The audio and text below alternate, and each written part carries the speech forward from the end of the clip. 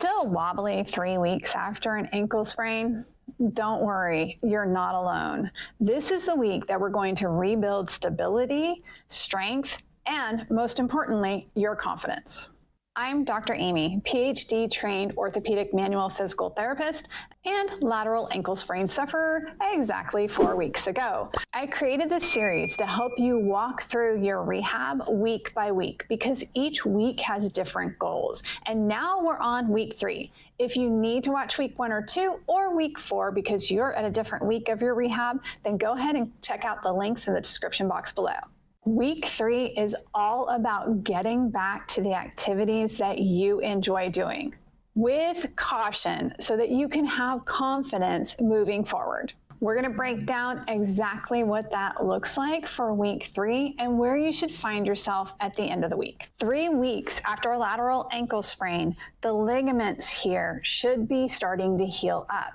However, they will not fully heal until 6 weeks total. So right now, it's very careful to be cautious that we don't re-injure the ligaments while we're trying to rehab. Week 3, I also recommend a different brace. So week 1 and 2, we had a brace that really improved our lateral stability or the stability on the outside of the ankle so that we could do functional activities such as walking.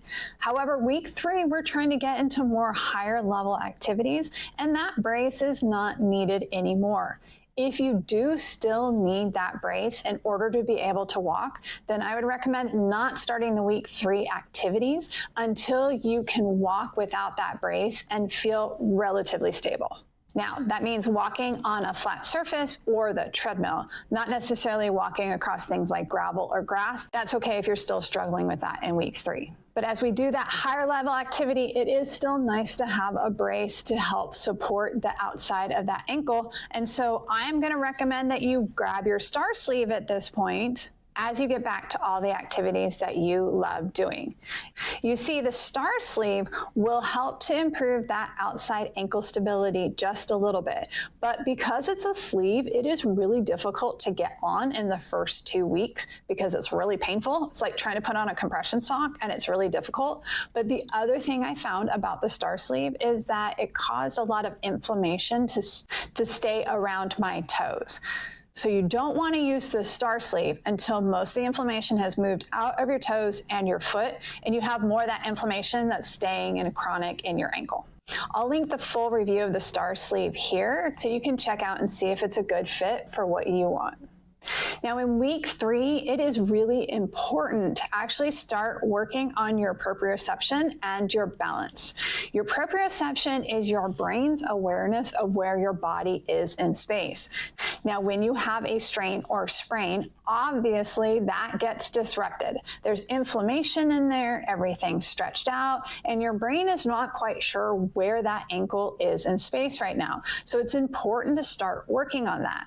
However, as with everything during rehabilitation, we have to do that with caution. So a lot of people will be like, okay, I'm going to do some like single leg balance stuff, some single leg squats or something like that. Chances are good if you do that at this point, you're actually going to hurt yourself and maybe even sprain that ankle again, which puts you back at week 1. So what we want to start with when it comes to balance is balancing on the injured foot and just resting your toe of your non-injured foot on the ground. This will be a good level of challenge, but you'll still have the support of the other foot in case things start getting a little wobbly. Now, if you're saying to yourself, Dr. Amy, that still feels like it's going to be too much for me, go ahead and hold on gently to a wall, the back of a chair. If you have a walking stick, use something to give yourself a little bit more stability on the side that's injured while you're trying to work on improving your balance. And you may be asking yourself the question of, should I use something like a balance board or a Bosu ball? I don't recommend it at this point because the truth of the matter is we want to get stability on the normal surfaces that we encounter every day, which for most people are normal, flat, clear surfaces, before we do anything higher level like a balance mat or a Bosu ball. taking things in a very ordered manner and getting competency at one level before we move up to the next will really help to improve your confidence. If you try to move things forward too quickly, it can cause re-injury, but it can also cause pain, increase swelling, and set you back. And that does not help improve confidence. If you've been around the channel for a while, you know that my spirit animal is a sea turtle, and I like to move slow and steady to make sure that we continue building on our successes. So in this case, it means focusing on getting balance back a little bit at a time. Now, the really big thing to be focused on in week 3 is that we have got to get rid of the little bit of inflammation that's left.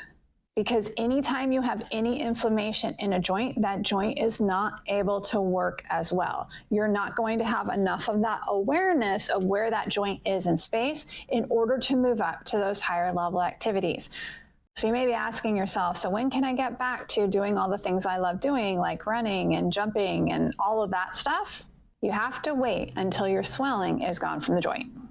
Now, we're going to talk about more of that, particularly in week 4. But in week 3, our emphasis is getting rid of the swelling, improving balance, and making sure all the other muscles are back on board.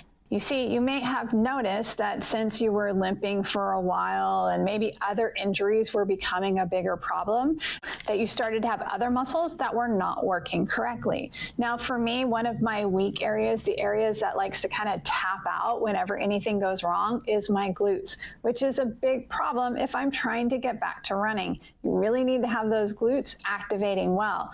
So week 3 was when I got back to my glute exercises and making sure that those were firing really well. Now, if you want to see my entire glute stretch and exercise routine, I'll link a video here. But really, it's about getting back to the exercises that you do to strengthen your glutes. Whatever muscle you find that is just not firing correctly since you had your lateral ankle sprain.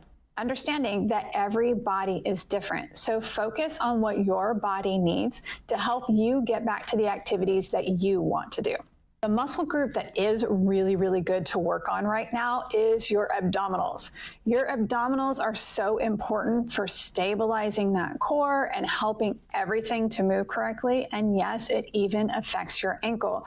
Because again, when you're limping for a week or 2, it throws everything off, and those abdominals won't be kicking in as much, which could lead to low back pain or other issues as you start to get back to activity. So let's stop that issue right now and start working those abdominals. And the great thing is there's a lot of abdominal exercises that you can do even if you have an ankle sprain.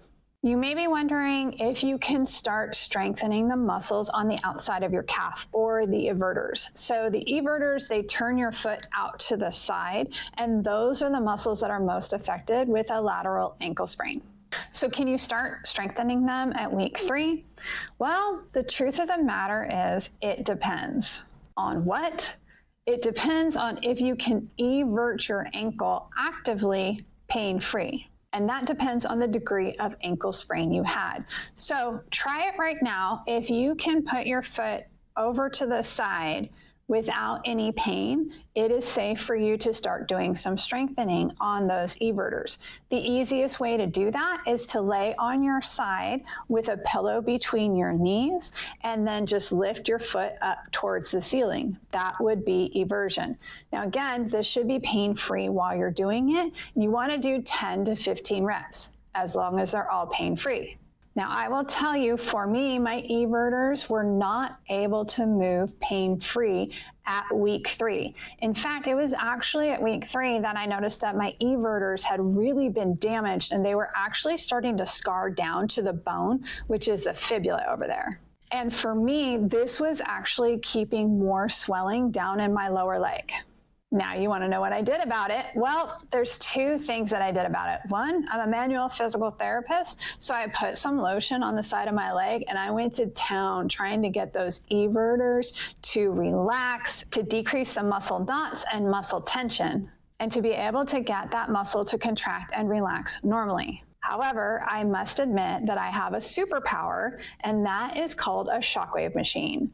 So shockwave is really helpful to deal with soft tissue issues. And I used it every single day, and I just pounded my everters, those muscles on the side of the ankle.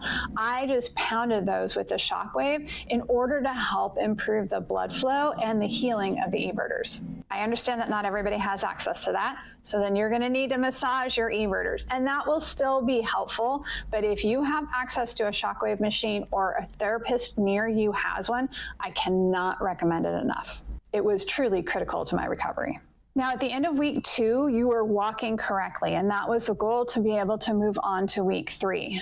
So at the end of the week 3, the goal in order to be able to move on to week 4 is that you can do a single leg balance. So that's balancing on one foot without any assistance, without holding on to anything, without that other toe down on the ground, and you can maintain that position for 5 seconds without your knee diving in or out. You see, when the knee starts moving excessively, diving in towards the other knee or moving out to the side, that tells us that we do not have good ankle stability. So then you need some assistance still. You need to use something to hold on to help you, or you need to have that other toe on the ground in order to improve that ankle stability. And this is super critical because in week 4, we're actually going to start returning to our functional activity, but we need to make sure that we have good stability, which means we can do a single leg balance for 5 seconds. We want to make sure that we can activate those everters, which is turning the foot out to the side. And then from week 2, you should already not be limping anymore while you walk. If you like this video, please give it a thumbs up. If you know someone who's struggling with a lateral ankle sprain in their 3rd week, please share it with them. And if you're ready to get back to doing the activities you love after a lateral ankle sprain, go ahead and check out the week 4 video over here.